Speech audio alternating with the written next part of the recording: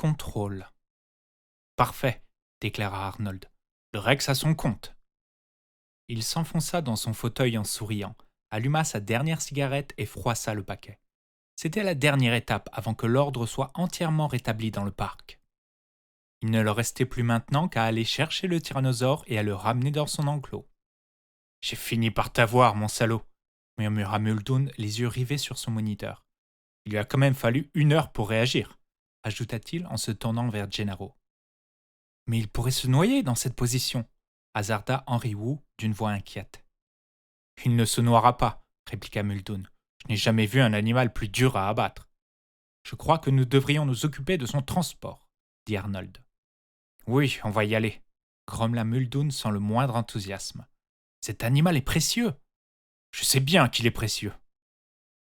Arnold se tourna vers Gennaro, incapable de contenir le sentiment de triomphe qui l'envahissait. Je vous ferai remarquer, lança-t-il, que tout est redevenu normal dans le parc. Quelles que soient les conclusions du modèle mathématique de ce cher Malcolm, nous avons la situation en main. Qu'est-ce que c'est que ça demanda l'avocat en montrant l'écran derrière la tête de l'ingénieur. Arnold se retourna. Il découvrait avec étonnement qu'une fenêtre affichant l'état du système, habituellement vide, était en train de clignoter sur l'écran. Alim Ox Lao. Pendant quelques instants, il ne comprit pas ce que signifiait le message en lettres jaunes. Pourquoi l'alimentation auxiliaire était-elle en train de baisser puisque les ordinateurs fonctionnaient sur le générateur principal?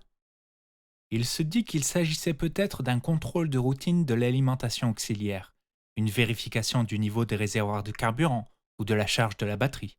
« Henri, dit-il, regardez ça. Pourquoi êtes-vous branché sur l'alimentation auxiliaire ?»« Je ne le suis pas, répondit Arnold. C'est pourtant ce qu'on dirait. Mais c'est impossible. Demandez donc l'impression de l'enregistrement de l'état du système. Arnold enfonça une touche et ils entendirent dans un coin de la salle le bourdonnement d'une imprimante qui se mettait en marche. Wu se dirigea vers l'organe de sortie. Arnold gardait les yeux rivés sur l'écran. Le message clignotant s'affichait maintenant en lettres rouges et annonçait « Alim Ox Fail ». Le nombre 20 apparut et un compte à rebours s'afficha. « Mais que se passe-t-il » rugit Arnold. Tim fit prudemment quelques pas sur le sentier boueux et déboucha au soleil. Il regarda derrière la chute d'eau et vit le tyrannosaure couché sur le côté, flottant dans la cuvette. « J'espère qu'il est mort !» lança Lex. Mais Tim voyait bien que l'animal n'était pas mort. Sa poitrine se soulevait et l'un de ses petits bras était agité de mouvements convulsifs. Puis le garçon vit le cylindre blanc fiché à l'arrière de la tête du dinosaure, près du creux de l'oreille. « Il a été endormi », expliqua Tim à sa sœur. « Très bien, » dit la fillette. « Quand je pense qu'il a failli nous dévorer !» La respiration du tyrannosaure était difficile, et, à son grand étonnement, Tim se sentit gêné de voir humilier de la sorte un animal aussi imposant. Il se prit à souhaiter que le dinosaure ne meure pas. « Ce n'est pas de sa faute, tu sais. »« C'est ça !»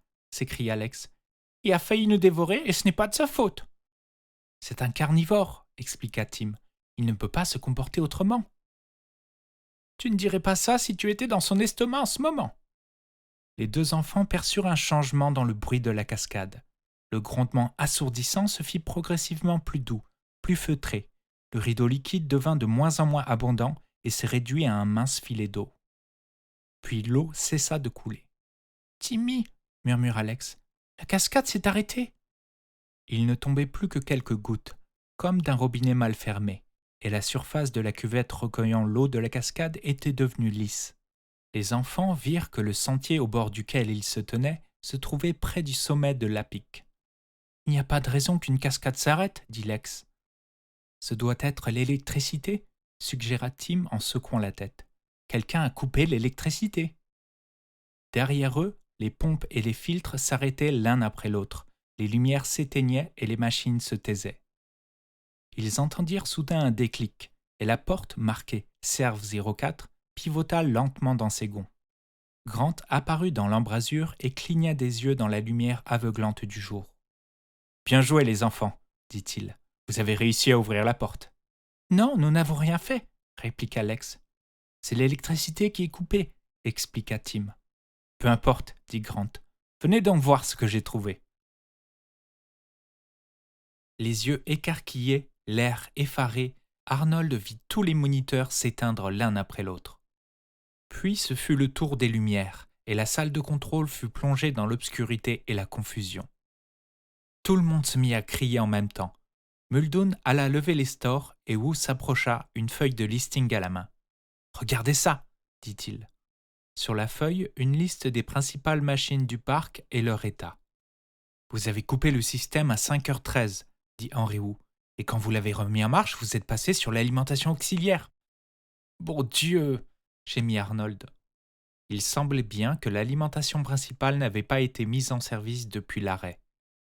Quand il avait relancé le système, seule l'alimentation auxiliaire avait fonctionné. Arnold était en train de songer qu'il y avait là quelque chose de très bizarre, quand il comprit soudain que c'était normal, c'était prévu et tout à fait logique. Le générateur auxiliaire se mettait en marche le premier, et il servait à lancer le générateur principal qui avait besoin d'une charge très forte. Le système avait été conçu de cette manière. Mais Arnold n'avait jamais eu l'occasion d'arrêter le système, et quand les lumières et les écrans s'étaient remis en marche dans la salle de contrôle, il ne lui était absolument pas venu à l'esprit que l'alimentation en électricité n'était pas assurée par le générateur principal. C'était pourtant le cas, et pendant toutes les heures qui venaient de s'écouler, tout le temps passé à chercher le tyrannosaure et à faire un tas d'autres choses, le parc avait été alimenté par le générateur auxiliaire. C'était une très mauvaise chose, et il prenait lentement conscience de toutes les conséquences. « Et cette ligne ?» demanda Muldoon en montrant le listing. « Qu'est-ce que ça veut dire ?» La ligne indiquait 5h14, avertissement, état clôture, marche auxiliaire. « Cela signifie qu'un avertissement a été envoyé au moniteur de la salle de contrôle, » répondit Arnold, « à propos des clôtures. »« Et vous n'avez rien remarqué ?» ?»« Non, » répondit l'ingénieur en secouant la tête. « Je devais être en communication radio avec vous. Quoi qu'il en soit, je n'ai rien vu. »« Et que signifie précisément avertissement état clôture ?»« Eh bien, expliqua Arnold, je ne le savais pas à ce moment-là, mais l'alimentation électrique était assurée par le générateur auxiliaire. Or, le courant fourni par celui-ci n'a pas un ampérage suffisant pour les clôtures électriques. Elles ont donc été automatiquement mises hors circuit. « Les clôtures n'étaient plus électrifiées ?» lança Muldoon d'un air incrédule. « Non, soupira Arnold. « Toutes coupées ? Depuis 5 heures ? Pendant 5 heures d'affilée ? » « Oui. »« Y compris les clôtures des vélociraptors ? » ?»« Oui, soupira Arnold. »« Bon Dieu, grommela Muldoon. Pendant 5 heures, ils ont eu le temps de sortir. » Un hurlement lointain s'éleva. Muldoon commença à distribuer les postes émetteurs-récepteurs et à donner des instructions d'une voix vibrante et autoritaire. « Bon, Monsieur Arnold va aller mettre en marche le générateur principal dans le local de service. Dr Wu, vous restez dans la salle de contrôle. Vous êtes la seule autre personne à savoir manipuler les ordinateurs. Monsieur Hammond, vous regagnez l'hôtel. Non, je vous en prie, ne discutez pas. Vous fermerez les grilles et vous resterez à l'abri en attendant que je vous appelle. Je vais aider Arnold à se défendre contre les raptors. Avez-vous encore envie de vivre dangereusement ? Ajouta-t-il en se tournant vers Gennaro. Pas vraiment, répondit l'avocat, le visage blême. Soit, partez à l'hôtel avec les autres. C'est tout, messieurs. Allez, en route !»« Qu'allez-vous faire à mes animaux ?» interrogea Hammond d'une voix géniarde. « Je crois que ce n'est pas la question, monsieur. La question est de savoir ce qu'ils vont faire de nous. » Muldoon sortit et suivit le couloir en direction de son bureau, mais Gennaro le rattrapa. « Vous avez changé d'avis ?» grommela Muldoon. « Vous allez avoir besoin d'un coup de main, » fit l'avocat. « C'est bien possible. » Muldoon poussa la porte indiquant « Surveillant animaux », saisit le tube de lancement gris et ouvrit, derrière son bureau, un placard encastré dans le mur où se trouvaient les projectiles. « Le problème avec ces foutus dinos, dit Muldoon, c'est qu'ils n'ont pas de système nerveux central. Ils ne meurent pas vite, même quand ils sont touchés au cerveau. Ils ont une solide charpente et avec l'épaisseur de leur côte, un coup au cœur est risqué. De plus, il n'est pas facile de les atteindre dans l'arrière-train ou aux jambes. Ils saignent longtemps et meurent lentement. Mettez cela, ajouta-t-il en lançant une épaisse ceinture en toile à Gennaro. L'avocat serra la ceinture autour de sa taille et Muldoon lui fit passer les projectiles. Tout ce que nous pouvons espérer, c'est leur faire éclater la tête. Nous ne disposons malheureusement que de 6 projectiles, alors qu'il y a 8 vélociraptors dans cet enclos. En route, et ne vous éloignez pas de moi, c'est vous qui avez les munitions. Muldoon sortit du bureau et s'élança en courant dans le couloir en regardant par-dessus le balcon le chemin menant au local de service. Gennaro le suivit en hahannant. Ils descendirent au rez-de-chaussée, poussèrent les portes vitrées et Muldoon s'immobilisa. Arnold était adossé au local de service et 3 vélociraptors s'approchaient de lui. L'ingénieur avait ramassé un bâton qu'il brandissait dans leur direction en hurlant. Les dinosaures se déployaient en avançant. L'un restait au centre et les 2 autres s'écartaient vers les ailes. La coordination était parfaite. Gennaro ne put réprimer un frisson. Un genou à terre, Muldoon était déjà en train d'épauler. « Chargez !» ordonna-t-il. Gennaro fit glisser le projectile à l'arrière du tube de lancement. Il y eut un grésillement électrique et ce fut tout. « Bon Dieu !» rugit Muldoon. « Vous l'avez mise à l'envers !» Gennaro rechargea. Les raptors s'étaient encore rapprochés d'Arnold et y commençaient à gronder, quand la tête de l'animal de gauche explosa littéralement. Le haut du torse fut projeté en l'air et le sang éclaboussa le mur du bâtiment comme une tomate trop mûre lancée avec force. Le bas du corps s'affaissa, les pattes battant l'air, la queue agitée de mouvements convulsifs. « Cela va leur donner à réfléchir », grommela Muldoon. Arnold s'élança vers la porte de l'abri de service. Les 2 vélociraptors firent volte-face et commencèrent à se diriger vers Muldoon et Gennaro en s'écartant l'un de l'autre. Des hurlements s'élevèrent au même moment dans la direction de l'hôtel. « Nous courons au désastre !» dit Gennaro. « Chargez !» ordonna Muldoon.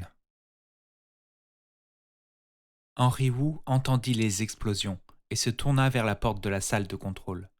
Il fit le tour des consoles, puis s'immobilisa. Il avait envie de sortir, mais il lui fallait rester dans cette salle. Si Arnold réussissait à rétablir le courant, ne fût-ce que pendant une seule minute, il serait en mesure de remettre en marche le générateur principal. Oui, il devait rester là. Il entendit quelqu'un crier et crut reconnaître la voix de Muldoon. Muldoon sentit une douleur atroce lui lacérer la cheville.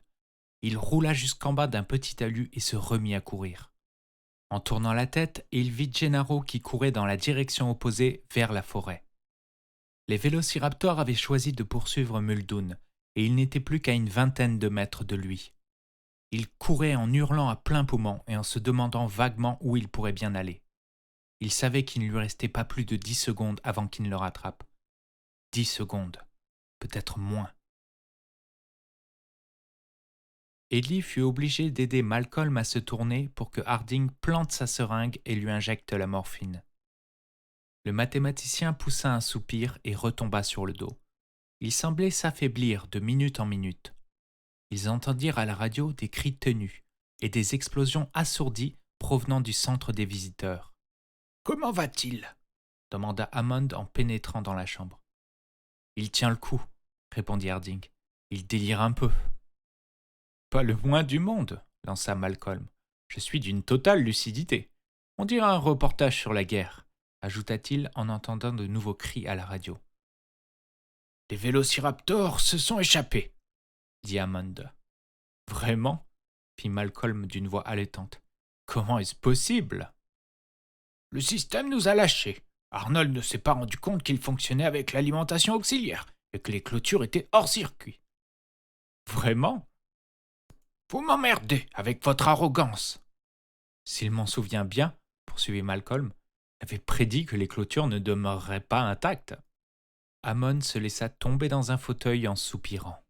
« J'en ai marre de tout ça, » fit-il en secouant la tête. « Il ne vous a sûrement pas échappé que ce que nous nous efforçons de réaliser ici est au fond très simple. Mes associés et moi-même avons acquis la conviction, il y a déjà plusieurs années, qu'il était possible de cloner l'ADN d'un animal disparu et de lui redonner vie. L'idée nous a enthousiasmés. C'était une sorte de voyage dans le temps, le seul que l'on puisse réaliser sur Terre. Comme l'idée était follement excitante et comme il était possible de la réaliser, nous avons décidé de nous lancer dans cette entreprise. Nous avons fait l'acquisition de cette île et les travaux ont commencé. Tout cela fut on ne peut plus simple. » « Simple » fit Malcolm en rassemblant toutes ses forces pour s'asseoir sur son lit. Vous dites simple? Vous êtes encore plus stupide que je ne le pensais. Et je vous prenais déjà pour un idiot de première grandeur. Docteur, murmura Ellie en essayant de lui faire reprendre une position horizontale. Mais Malcolm refusa et montra la radio d'où provenaient encore des cris. Et ce qu'on entend, ce qui se passe dehors, c'est ça votre idée toute simple? Simple. Vous créez de nouveaux êtres vivants dont vous ignorez tout. Votre Docteur Who ne connaît même pas le nom des animaux qu'il fabrique. Il n'a pas le temps à perdre avec des détails dans ce genre. Vous en créez un grand nombre en très peu de temps. Vous n'apprenez rien sur eux, et malgré cela, vous exigez d'eux une docilité totale, sous prétexte que, les ayant fabriqués, vous considérez qu'ils vous appartiennent. Vous oubliez qu'ils sont vivants, qu'ils ont leur intelligence propre, et qu'ils ne seront peut-être pas dociles. Vous oubliez que vous en savez très peu sur eux, et que vous êtes totalement incompétent pour accomplir ces choses que vous qualifiez inconsidérablement de simples. Seigneur Dieu. Il se laissa retomber sur son oreiller, secoué par une quinte de toux. Vous savez en quoi le pouvoir scientifique est dangereux? Reprit Malcolm après quelques instants. C'est une forme de richesse transmise en héritage. Et vous n'ignorez pas que les riches héritiers sont des crétins congénitaux. Ça ne rate jamais. Mais qu'est-ce qu'il raconte? Demanda Hammond. Harding lui fit un signe pour expliquer que le mathématicien avait un accès de délire.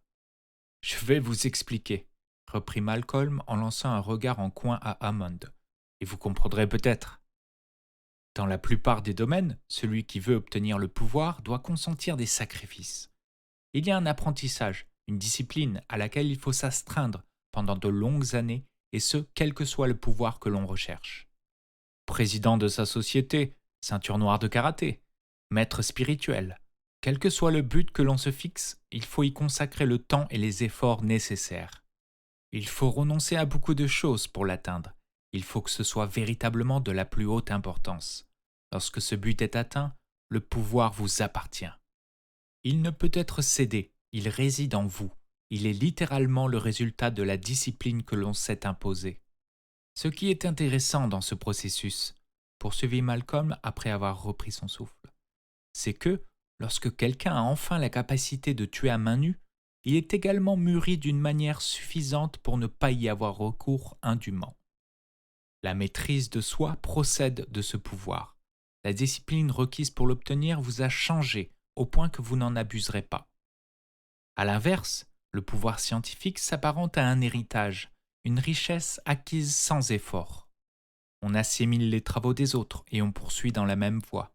On peut commencer très jeune, on peut progresser rapidement. Il n'y a pas de discipline à laquelle s'astreindre pendant des décennies. L'excellence n'est pas reconnue. Les vieux scientifiques ne jouissent d'aucun respect. Il n'y a aucune humilité devant la nature. La seule philosophie consiste à s'enrichir aussi vite que possible et à se faire un nom. Tricher, mentir, falsifier, tout est permis. Personne n'y trouvera à redire, personne n'émettra de critique. Le sens moral n'a plus cours. Tout le monde essaie de faire la même chose, de faire quelque chose d'important et aussi rapidement que possible. Comme vous pouvez vous jucher sur des épaules de géants, il est possible de réussir en peu de temps. Vous ne savez pas exactement ce que vous avez fait, mais vous l'avez déjà publié, breveté et vendu. Et l'acheteur fait montre d'encore moins de rigueur. Il se contente d'acquérir le pouvoir, comme n'importe quel produit. Il ne lui est jamais venu à l'esprit qu'une discipline pouvait être indispensable. « Vous comprenez ce qu'il raconte, vous » demanda Hammond. Ellie hocha la tête en silence. « Je ne vois pas du tout où il veut en venir » insista Hammond. « Je vais essayer d'être aussi clair que possible » reprit Malcolm. « Un maître du karaté ne tue pas les gens à main nue. Il ne tue pas sa femme parce qu'il a perdu son sang-froid. Celui qui tue est celui qui manque de discipline, de maîtrise de soi, celui qui s'est procuré son pouvoir à la sauvette. C'est le genre de pouvoir que la science encourage et autorise. Et voilà pourquoi vous vous imaginez qu'il est simple de construire un endroit comme ce parc. »« Mais ce fut simple !» s'obstina Hammond. « Alors pourquoi tout est-il en train de mal tourner ?» John Arnold ouvrit fébrilement la porte du local de service et fit un pas dans l'obscurité. Il faisait noir comme dans un four. Il aurait dû songer que la lumière serait coupée. Il sentit l'air frais montant des profondeurs du vaste local construit sur 2 niveaux. Il lui fallait trouver la passerelle et faire très attention s'il ne voulait pas se rompre les os. Trouver la passerelle. Il commença à avancer en tâtonnant comme un aveugle, mais comprit très vite que cela ne lui servirait à rien. Il fallait absolument que l'intérieur du local soit éclairé. Il retourna à la porte et l'entr'ouvrit d'une dizaine de centimètres. La lumière filtrant par l'entrebâillement était suffisante, mais comment maintenir la porte dans cette position ? Il enleva vivement sa chaussure et l'utilisa pour caler la porte. Arnold se dirigea vers la passerelle que la lumière lui permettait maintenant de distinguer aisément. Il remarqua que le bruit de ses pas était alternativement assourdi et beaucoup plus sonore, mais l'important était de voir où il marchait. Devant lui se dessinait le haut de l'escalier donnant accès au générateur. Il n'avait plus que 10 mètres à parcourir. Il fut de nouveau plongé dans le noir. Il n'y avait plus de lumière. Arnold se retourna vers la porte et il découvrit la silhouette d'un vélociraptor qui interceptait la lumière. L'animal se pencha et flaira longuement sa chaussure. Henry Wu faisait nerveusement les 100 pas dans la salle de contrôle. Incapable de rester en place, il posa la main sur les consoles. Il caressait fiévreusement les écrans. Le généticien passait en revue toutes les opérations qu'il aurait à effectuer. Il lui faudra être très rapide. Dès que le premier écran s'allumerait, il frapperait. « Ouh !» lança à la radio une voix accompagnée d'un sifflement. « Oui !» répondit-il en saisissant l'appareil. « Oui, c'est moi !»« Le jus n'est pas encore revenu ?» C'était Muldoon, mais sa voix avait une sonorité bizarre. Elle paraissait caverneuse. « Non, pas encore !» répondit Wu en ébauchant un sourire, heureux de savoir que Muldoon était sain et sauf. « Je crois qu'Arnold a réussi à atteindre le local, » poursuivit Muldoon.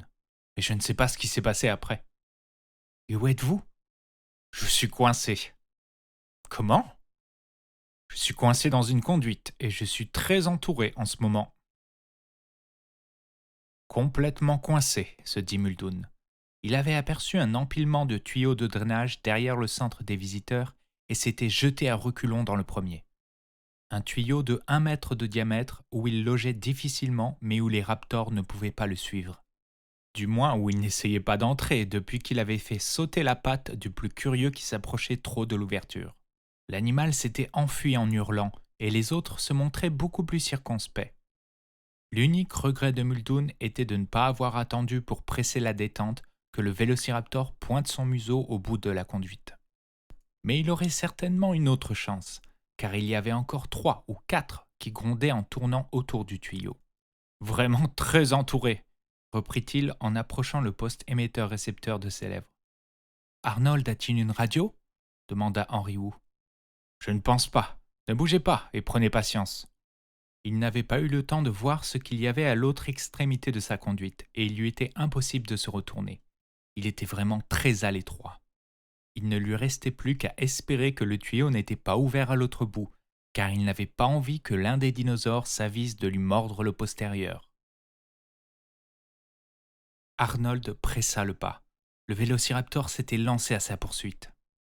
Le dinosaure n'était plus qu'à quelques mètres de lui, et il le sentait se rapprocher dans la pénombre.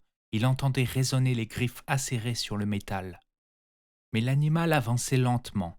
Le vélociraptor voyait bien dans l'obscurité, mais l'armature à claire-voie de la passerelle et les odeurs mécaniques peu familières l'avaient rendu prudent. « C'est ma seule chance, » songea Arnold, « si je peux atteindre l'escalier et descendre jusqu'au sous-sol. » Il avait la conviction qu'un vélociraptor ne pouvait descendre un escalier, surtout avec des marches raides et étroites. L'ingénieur regarda par-dessus son épaule. L'escalier n'était plus qu'à 2 ou 3 mètres. Encore quelques pas. Il y était. Il tendit la main, saisit la rampe métallique et commença à dévaler les marches presque verticales. Au moment où ses pieds touchèrent le sol cimenté, il entendit le vélociraptor pousser au-dessus de sa tête un grondement de frustration. « Dommage pour toi !» lança Arnold en se tournant dans la direction du générateur auxiliaire. Encore quelques mètres et la machine allait lui apparaître dans la pénombre. Il eut un bruit sourd juste derrière lui. Arnold se retourna tout d'un bloc. Le raptor se tenait sur le sol cimenté, les lèvres retroussées. Il avait sauté de la passerelle. Arnold chercha désespérément une arme du regard, mais il fut brusquement projeté sur le dos.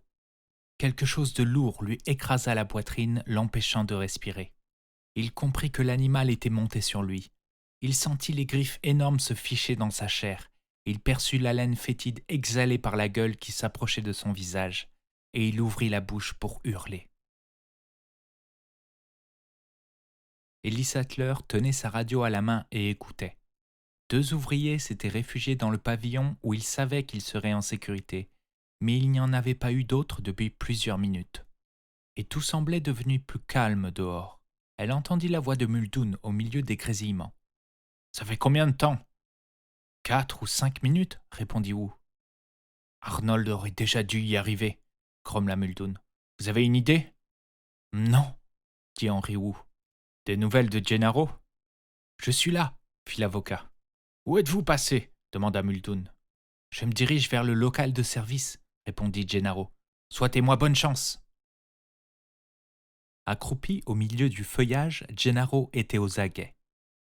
Juste devant lui courait le sentier bordé d'arbres qui menait au centre des visiteurs, et il savait que le local de service se trouvait un peu plus à l'est. Il entendait des chants d'oiseaux et une brume ténue flottait dans l'air. Le grondement d'un raptor s'éleva, mais à une certaine distance, quelque part sur la droite.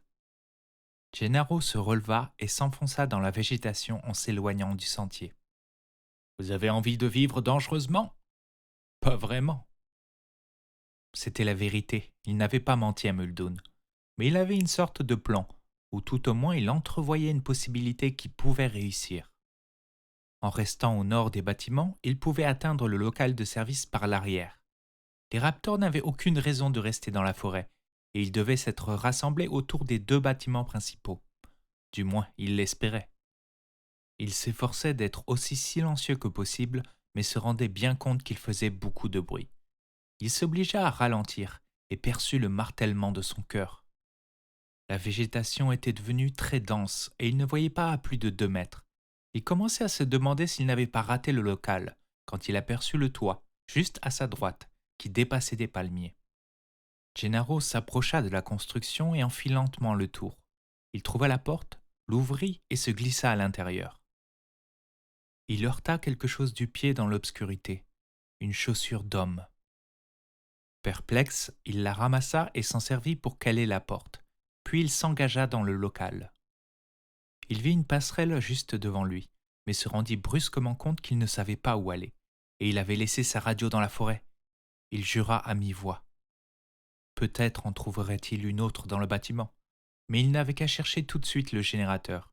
Il savait à quoi cela ressemblait, et il le trouverait probablement au sous-sol. Gennaro vit devant lui un escalier qui descendait. Il faisait beaucoup plus sombre en bas, et il ne distinguait plus grand-chose. Il continua à avancer en tâtonnant au milieu des canalisations, une main levée devant la tête pour se protéger. Il entendit un grondement et s'immobilisa. Il tendit l'oreille, mais le bruit ne se reproduisit pas. Il avança prudemment. Quelque chose coula sur son épaule et sur son bras nu. C'était chaud, comme de l'eau. Il en prit un peu sur ses doigts. C'était visqueux. Il approcha le doigt de ses narines. Du sang. Il leva la tête. Le vélociraptor était juché sur des tuyaux juste au-dessus de sa tête. Le sang coulait des griffes de l'animal. Avec un étrange détachement, il se demanda si le dinosaure était blessé. Puis il se mit à courir, mais le raptor bondit sur son dos et le jeta au sol. Gennaro était robuste. Il parvint à se soulever en repoussant violemment l'animal et roula sur le ciment. Quand il se retourna, il vit que le vélociraptor était tombé sur le côté et qu'il ne se relevait pas. Oui, l'animal était blessé, à la jambe. « Tue-le !» Gennaro se releva et chercha une arme. Le raptor était encore couché, pantelant, sur le ciment. Il regarda désespérément autour de lui pour trouver quelque chose, n'importe quoi, pouvant lui servir d'arme. Quand il se retourna, le dinosaure avait disparu. Un grondement s'éleva et se répercuta dans l'obscurité. Gennaro fit volte-face et tendit les mains devant lui. Il éprouva soudain une douleur atroce à la main droite. Des dents. Le dinosaure avait planté les dents dans sa main. L'animal secoua violemment la tête et tira d'un coup sec. Donald Gennaro perdit l'équilibre et il heurta le sol cimenté. Allongé dans son lit, trempé de sueur, Ian Malcolm écoutait les grésillements de la radio. Alors demanda Muldoon. Toujours rien. Toujours rien, murmura Henry Wu. Et merde. Il y eut un silence entre les deux hommes. Je meurs d'impatience de connaître ce nouveau plan, soupira Malcolm. Ce que je voudrais, expliqua Muldoon, c'est que tout le monde se regroupe dans le pavillon, mais je ne vois pas comment nous pourrions faire. Il y a une jeep devant le centre des visiteurs, suggéra Wu. Si je la prenais pour aller vous chercher, pourriez-vous sauter dans la voiture? Peut-être, répondit Muldoon, et cela vous obligerait à abandonner la salle de contrôle. De toute façon, répliqua le généticien, je ne peux rien faire ici. Parfaitement exact, fit observer Malcolm. Une salle de contrôle privée d'électricité n'a plus de raison d'être. Très bien, dit Muldoon. Nous pouvons essayer. Je n'aime pas du tout la tournure que prennent les choses. C'est le moins que l'on puisse dire, fit Malcolm en changeant de position dans son lit. Cela prend quand même franchement l'allure d'un désastre. Mais les raptors vont nous suivre jusqu'au pavillon, objecta Wu. Ce sera quand même mieux, répliqua Muldoon. Allez-y. La communication radio fut interrompue. Malcolm ferma les yeux et rassembla ses forces en respirant lentement. Détendez-vous, murmura Ellie à son chevet. Laissez-vous aller. Savez-vous quel est réellement le fond du problème? Commença le mathématicien d'une voix faible. La raison de ce besoin de contrôler? C'est une attitude typiquement occidentale qui remonte à 5 siècles, à l'époque où Florence était le phare de la planète. L'idée selon laquelle la science était une nouvelle manière de considérer la réalité, il y avait une objectivité de la science, qui ne dépendait ni des croyances ni de la nationalité, qui était rationnelle. Cette idée avait, à l'époque, tout l'attrait de la nouveauté. Elle était chargée d'espoir et de promesses pour l'avenir, et portait le coup de grâce à un système médiéval vieux de plusieurs siècles. Le monde médiéval de la politique féodale, des dogmes religieux et des superstitions infâmes s'effaçait devant la science. En réalité, ce modèle médiéval ne fonctionnait plus, ni économiquement, ni intellectuellement, et il ne pouvait s'adapter au monde nouveau qui commençait à poindre. Malcolm fut interrompu par une quinte de toux. Mais aujourd'hui, reprit-il, la science est devenue à son tour un credo vieux de plusieurs siècles. Comme le système médiéval, elle commence à ne plus être adaptée au monde. Son pouvoir s'est tellement étendu que ses limites pratiques commencent à devenir manifestes. En grande partie grâce à elle, nous sommes des milliards à vivre sur une petite planète surpeuplée. Mais la science ne peut nous aider à décider ce que nous allons faire de cette planète et comment nous allons y vivre. La science nous permet de construire un réacteur nucléaire et de fabriquer des pesticides, mais elle ne peut nous empêcher de les utiliser. Et il semble que notre petite planète commence à être dangereusement polluée, aussi bien l'air que l'eau et la terre, à cause de cette même science, de plus en plus difficile à maîtriser. Je pense que c'est évident pour tout le monde, ajouta-t-il dans un soupir. Il y eut un silence. Malcolm avait fermé les yeux et sa respiration devenait difficile. Personne ne parlait dans la chambre. Ellie eut l'impression que le mathématicien s'était enfin endormi, mais il se dressa brusquement sur son séant et reprit le fil de son discours. En même temps, la grande justification intellectuelle de la science s'est évanouie. Depuis Newton et Descartes, la science nous a proposé sa vision sans équivoque de la maîtrise absolue. Elle a revendiqué le pouvoir de tout maîtriser grâce à la compréhension des lois naturelles. Et cette prétention s'est révélée sans fondement dans le courant de notre siècle. C'est d'abord le principe d'incertitude de Heisenberg qui fixe les limites de ce que nous pouvons connaître du monde subatomique. Tant pis, avons-nous dit, nous ne vivrons pas dans un monde subatomique. Puis le théorème de Gödel qui a fixé des limites similaires aux mathématiques, le langage formel de la science. Les mathématiciens avaient pris l'habitude de penser que leur langage renfermait quelques vérités intrinsèques, découlant des lois de la logique. Nous avons donc appris que ce que nous appelons la raison est arbitraire. Et maintenant, poursuivit Malcolm après avoir repris son souffle, la théorie du chaos nous prouve que l'imprévisibilité est une partie intégrante de notre vie quotidienne et qu'elle est parfaitement banale. La vision ambitieuse et séculaire de la science, ce rêve de maîtrise totale qu'elle a pourtant suivi pendant si longtemps, s'est effondré dans le courant de notre siècle. Et avec elle, une grande partie de sa justification et même de sa raison d'être.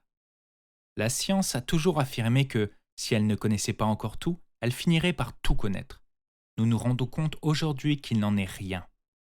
Ce n'est que forfanterie, une attitude aussi stupide et navrante que celle de l'enfant qui se jette du haut d'un immeuble parce qu'il est persuadé de pouvoir voler.